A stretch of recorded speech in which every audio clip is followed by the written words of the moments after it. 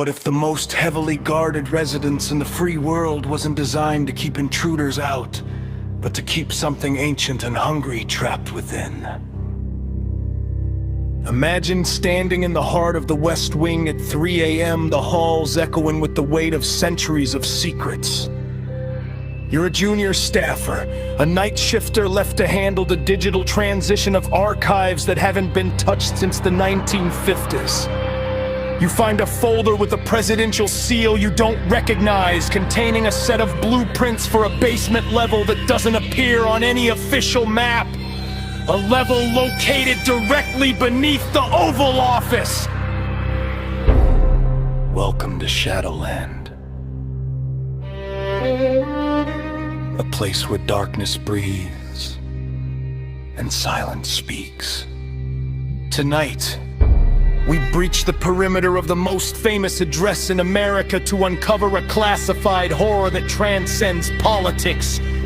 We'll follow the story of a security technician who discovered that the Secret Service isn't just protecting the man in the suit, they're feeding the shadow he cast. Stay until the end! Because the real history of the United States isn't written in textbooks, but in the screams muffled by 6 feet of reinforced concrete! The air in the White House basement feels different. Heavier, colder, thick with the smell of ozone and damp limestone. For Elias, a cybersecurity specialist, the night shift was a promotion he dreamed of, but the sub-basement levels were off limits to almost everyone. He was rerouting a server malfunction when he noticed the rhythmic vibration coming from the floorboards. It wasn't the Hummer HVAC system, it was a pulse, a slow, steady thump-thump that matched his own resting heart rate. He followed the sound to a maintenance closet behind the situation room inside. Hidden behind a rack of obsolete telecommunications gear was a heavy steel hatch. No keypad, no biometric scanner, just a simple, old-fashioned iron bolt! He pulled it, the hatch groaned open, revealing a spiral staircase that descended into a darkness so absolute it seemed to swallow the light from his flashlight. He climbed down, the air growing warmer with every step, smelling faintly of cedar and old blood. At the bottom he found a room that looked like a chapel, but the iconography was all wrong. Instead of a cross, there was a mirror. A massive silver-backed glass that spanned the entire back wall.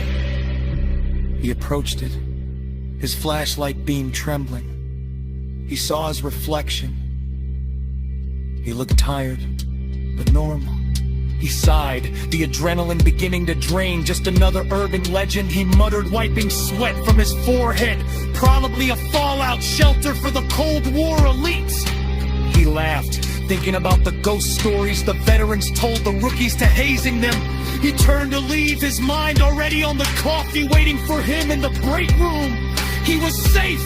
He was in the most secure building on Earth. The vibration was likely just a pump from the Potomac. He stopped. His reflection in the mirror hadn't turned around. Elias stared at the back of his own head in the glass. His reflection remained perfectly still, facing away from him, staring into the dark corner of the room behind where Elias was currently standing. Then, the reflection's head slowly rotated 180 degrees. The face was his, but the eyes were hollow pits of flickering blue light. The reflection raised a finger to its lips.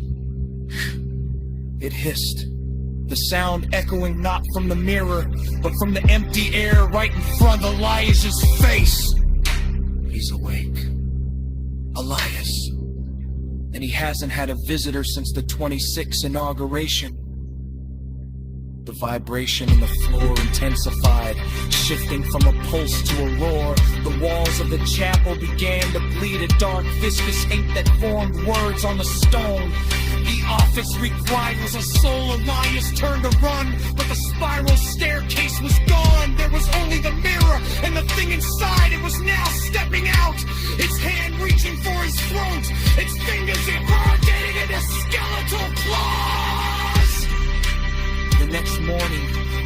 staffer was assigned to the night shift. When he asked where Elias was, the chief of staff simply pointed to a portrait in the hallway. A portrait of a man who looked remarkably like Elias, dressed in 18th century clothing, his eyes painted with a haunting, flickering blue light.